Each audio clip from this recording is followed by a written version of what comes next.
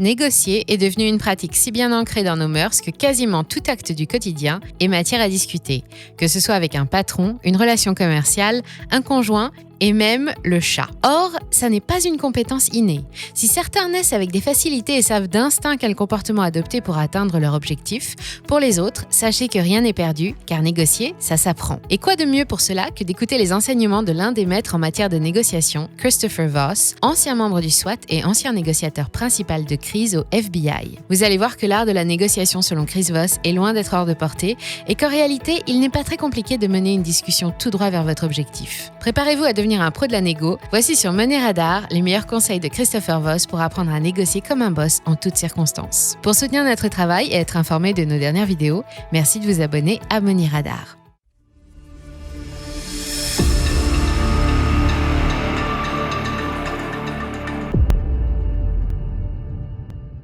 Qui est Christopher Voss? Chris Voss est surtout connu du grand public pour avoir écrit un best-seller sur les techniques de négociation intitulé « Ne coupez jamais la poire en deux, négociez comme si votre vie en dépendait », en anglais « Never split the difference ». Il a commencé son parcours au sein des forces de police new-yorkaises. Il a d'abord fait partie des équipes du SWAT avant qu'une blessure au genou ne le conduise à se mettre en retrait. C'est grâce à un incroyable coup de chance qu'il parviendra à intégrer l'école des négociateurs du FBI en 1992. Aujourd'hui à la retraite, Chris a travaillé 24 années au sein du FBI, dont 4 ans comme chef négociateur du service international de kidnapping et prise d'otages. Il est intervenu sur 150 cas internationaux, situés entre autres en Irak, aux Philippines ou encore dans la bande de Gaza. Il donne aujourd'hui des cours à l'université de Georgetown et a également fondé Black Swan, sa société par laquelle il propose ses services à titre privé cette fois. Si vous voulez en savoir plus à son sujet, vous trouverez un lien vers son site officiel dans les commentaires. Alors, comment fait-il? Avant de vous donner les outils, voici d'abord quelques principes de base qu'il va vous falloir maîtriser sur le bout des doigts. Premièrement, lorsque vous vous confrontez à un autre, sachez que vous avez 3 choix. Le premier, c'est la fuite. Fuir représente la sécurité, mais cela ne vous rapportera probablement rien. Vous pouvez aussi choisir l'affrontement, mais vous prenez le risque que tout ne se passe pas comme prévu. En tant que négociateur, vous devez plutôt rechercher l'alliance. C'est l'alliance qui va vous permettre d'obtenir le plus de chances de parvenir à un accord et, si possible, sans compromis. Chris Voss n'aime pas les compromis. Il considère qu'un compromis n'est qu'un demi-accord où chacun abandonne la moitié de ce qu'il est venu chercher. Ne coupez donc jamais la poire en deux, il faut que chaque partie soit pleinement satisfaite. Deuxième principe fondamental, identifiez à quel interlocuteur vous avez affaire. Il y en a 3. L'assertif, le conciliateur et l'analytique. L'assertif est un être affirmé et honnête. Il a envie d'être écouté, il doit savoir que vous savez ce qu'il a traversé. Le conciliateur se souciera de conserver avant tout de bonnes relations avec vous, tandis que l'analytique régnera sans aucune émotion et il recherchera surtout à vous faire comprendre pourquoi il décide ce qu'il décide. Pour obtenir des réponses positives, il faut être soi-même un peu des 3. Obtenir l'adhésion totale d'une personne n'est pas simple, mais elle est facilitée par l'adoption de certaines techniques, transposables dans tous les domaines et à toutes les échelles émotionnelles, de la très calme discussion avec un partenaire commercial à la dispute la plus explosive avec un proche. Voici maintenant en pratique comment procéder. Adoptez un comportement qui donne envie de coopérer. La plupart des gens, que ce soit au bureau, à la maison ou ailleurs, ont tendance à adopter des comportements défensifs. L'objectif numéro 1 du négociateur est donc de créer un climat de confiance. Pour cela, restez calme et agréable en toutes circonstances. Selon Chris, il y a 31% de chances de plus de trouver un accord lorsque l'état d'esprit général est positif. Vous devez donc vous efforcer de garder votre sang-froid, votre sourire et de veiller à maîtriser votre langage corporel ou le ton de votre voix. N'oubliez pas qu'ils envoient en permanence des signaux qui peuvent renseigner sur votre état émotionnel et par conséquent fournir un moyen de pression à l'autre, l'inverse étant aussi vrai. Si les émotions gagnent la table, vos chances d'obtenir ce que vous voulez en seront considérablement diminuées. Ne vous vexez pas et ne vous énervez pas. Discuter avec calme aide à réfléchir. Utilisez les mots magiques, des mots rassurants comme honnête et juste. Veillez à laisser toutes les libertés à l'autre, surtout la liberté de dire non. Votre interlocuteur sera plus disposé à négocier lorsqu'il se sentira vraiment en sécurité avec vous et libre de ses choix. Pratiquez l'imitation à bon escient. Le mirroring est une technique qui consiste à imiter son interlocuteur. Attention, il ne s'agit pas de répéter bêtement tout ce qu'on vous dit ou de vous gratter le nez à chaque fois que quelqu'un fait la même chose. Le mirroring, c'est par exemple prendre la même position sur votre chaise, employer les mêmes expressions ou tout simplement reformuler des propos avec les mots de l'autre. Selon Chris Voss, cette technique peut être utilisée dans toutes les situations, car croiser des expressions ou des attitudes familières chez les autres nous rassure, tout simplement. Elles indiquent clairement des points communs, des centres d'intérêt qui ne peuvent qu'être les mêmes. Vous n'aurez plus facilement des liens avec une personne qui parle de la même façon que vous, ou si cette personne est gauchère ou droitière et que vous l'êtes également. Parler, discuter, échanger. Négocier, c'est parler. Une fois votre interlocuteur interlocuteur à l'aise et en confiance, il sera plus favorable pour discuter et communiquer des informations utiles. C'est le seul moyen pour faire sa connaissance et déterminer à quel type de négociateur vous avez affaire. Assertif, conciliateur ou analytique. Et pour faire parler quelqu'un, rien de plus simple, posez des questions ouvertes. Bannissez celles qui appellent un oui ou un non pour réponse. Plutôt que de demander « Avez-vous fait une longue carrière ?», dites plutôt « Parlez-moi un peu de votre carrière ». Ensuite, écoutez attentivement les réponses.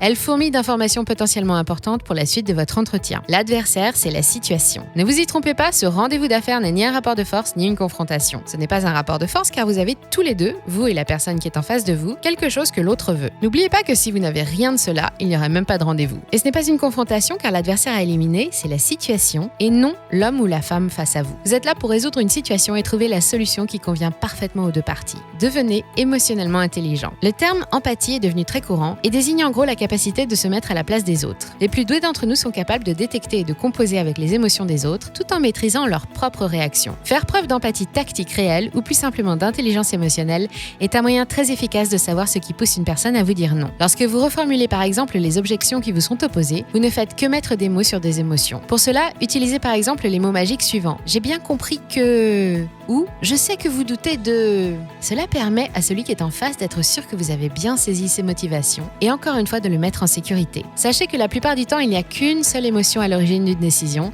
la peur de perdre. De perdre quelque chose, quelqu'un, de l'argent, un avantage acquis ou une situation. Vous devez renverser la vapeur et transformer la peur de perdre en l'envie de gagner. Chris Voss reproche à beaucoup de méthodes d'apprentissage modernes de ne pas tenir assez compte du facteur émotionnel. Or, même si la personne en face de vous paraît calme et que la situation est détendue, les émotions sont toujours là, car nous prenons tous nos décisions en fonction de ce qui nous apporte le plus de satisfaction. Elles sont si perturbantes qu'elles sont devenues tabous. Pour la plupart des gens, trop dévoiler ses sentiments, c'est se mettre à nu et offrir à l'autre un moyen de pression. Ne parlez jamais directement d'émotions au cours d'une discussion. Là encore, utilisez les mots magiques. Par exemple, si vous remarquez qu'un sujet touche votre interlocuteur, ne lui demandez pas de se calmer. Dites-lui plutôt « Je vous sens passionné par le sujet » ou tout simplement « Vous avez l'air contrarié ». Vous tiendrez alors une belle occasion de le faire parler un peu. Donnez et obtenez la vérité, toute la vérité et rien que la vérité. Vous avez sûrement vu le film Le Négociateur avec Kevin Spacey et Samuel L. Jackson, sorti en 1998. Eh bien, Chris Voss l'a vu aussi. Globalement, il a bien aimé, mais il a un gros reproche à faire aux scénaristes d'Hollywood. L'une des scènes l'a fait bondir. Dans cette scène, la femme du preneur d'otages s'adresse au négociateur et lui dit « Vous êtes un négociateur, vous mentez pour gagner votre vie. » Chris a dit « Ne mentez à personne que vous n'allez pas tuer. » Le mensonge est une pratique à bannir absolument de toute négociation. C'est une très mauvaise idée. Quoi que vous disiez, la vérité finit toujours par se savoir et vous imaginez le résultat. Il est impossible de conserver des relations à long terme dans ces conditions. Vous perdez immédiatement toute crédibilité et la confiance que votre interlocuteur vous a accordée. Et pour vous assurer que la personne qui est en face de vous sait que vous lui dites la vérité, vous devez obtenir d'autres mots magiques. C'est vrai ou c'est ça. Pour cela, résumez la situation, toujours du point de vue de l'autre, cette fois jusqu'à obtenir un « c'est vrai » ou « c'est ça ». Ce sont des mots très puissants à faire dire à voix haute. Ils signifient que la personne en face est totalement d'accord avec vous et vous gagnez des points. Attention, ne les confondez pas avec le « vous avez raison ». Le « vous avez raison », lui, est à fuir car il indique généralement que la discussion est terminée et que vous avez perdu. Ne vous arrêtez pas à un non. Contrairement au « vous avez raison », un non ne signifie pas la fin de la négociation, bien au contraire. Lorsqu'on vous dit non, cherchez plutôt comment poser la question différemment ou trouver une autre approche, puis relancez la discussion par des questions ouvertes. Voici un excellent exemple, celui de Chris Voss. En réalité, Chris s'est présenté 2 fois à l'école des négociateurs du FBI en 92, mais sa première candidature a été rejetée. On lui a dit non. Il a alors saisi l'occasion et a demandé pourquoi. Première question ouverte. Il lui a été répondu que devant le nombre très important de candidats, les plus expérimentés étaient privilégiés. Or, si ses états de service au sein de la police étaient brillants, il n'avait aucune expérience dans la négociation. Mais Chris a continué et cette fois a demandé comment. Nouvelle question ouverte et approche différente. Comment pouvait-il obtenir cette fameuse expérience ailleurs qu'à l'école dont on lui refusait l'entrée? Il lui a alors été conseillé de rejoindre les effectifs d'une hotline réservée aux personnes suicidaires pour se confronter à la réalité du métier. Il y restera 6 mois avant de revenir à la charge et de voir la directrice en personne appuyer sa deuxième et dernière demande d'admission. Le non est protecteur et sécurisant, tandis que le oui est un engagement. La personne qui accède à votre demande s'engage à respecter sa part du marché et à faire quelque chose, tandis qu'un non ne l'oblige à prendre aucune mesure et par conséquent aucun risque. Après le non, il faut impérativement relancer la discussion. Les questions ouvertes sont là pour chercher un autre moyen d'aborder le problème. C'est le moment idéal pour trouver cet autre angle d'attaque, quitte à programmer un autre rendez-vous. Jouez avec les biais cognitifs. Si vous devez négocier des chiffres, par exemple avec un employeur ou un partenaire commercial, voici 2 règles à respecter pour conserver l'attention et la confiance de votre interlocuteur. Premièrement, n'utilisez jamais de chiffres ronds et d'une manière générale, évitez les approximations. Elles donnent l'impression que vous n'avez pas vraiment fouillé votre sujet et que vous n'êtes pas spécialement potentiellement intéressé. Préférez donc 51 500 ou 49 800 à 50 000. Pensez toujours à comparer vos chiffres avec la réalité. Par exemple, un prix de vente à la concurrence ou une fourchette de salaire pour un même poste, afin de ne pas paraître déconnecté. Deuxièmement, sachez que vous aurez un allié auprès de vous pendant vos intenses séances de négociation, un mathématicien allemand du nom de Wilhelm Ackermann. Son nom vous dit peut-être quelque chose puisqu'il est à l'origine d'une formule célèbre aujourd'hui très largement transposée dans la négociation commerciale. Prenons un exemple. Vous souhaitez acheter un lot de produits à 150 €. Après avoir discuté et examiné la marchandise, vous estimez que ce lot ne vaut que 100 €. Commencez par proposer 65% de votre prix, soit 65 €, puis 85, 95 et 97%, etc. En diminuant progressivement l'écart entre le prix proposé et le prix que vous souhaitez réellement payer, vous faites comprendre, sans le dire clairement, à votre vendeur que vous vous rapprochez de votre prix maximum. Cette technique donne de bons résultats et amène généralement les deux parties à se rejoindre sur le prix que vous aurez choisi, soit 100 €. Et pour éviter de vous emmêler les pinceaux, pensez à faire vos calculs avant le rendez-vous. À présent, résumons. Pour garder le contrôle sur la suite des opérations, faites de votre interlocuteur un allié pour affronter ensemble un ennemi commun, la situation. Adoptez le bon comportement pour inspirer confiance et mettre l'autre en sécurité. Répétez les expressions et prenez les mêmes attitudes que votre interlocuteur. Utilisez les questions ouvertes pour apprendre un maximum d'informations. Ne dites que la vérité. Déclenchez des émotions positives tout en maîtrisant vos propres émotions. N'oubliez pas que vous avez vous aussi quelque chose que l'autre veut. Utilisez les biais cognitifs et utilisez les mots magiques « j'ai bien compris que »,« c'est vrai »,« juste »,« je vous sens passionné » ou encore « honnête ».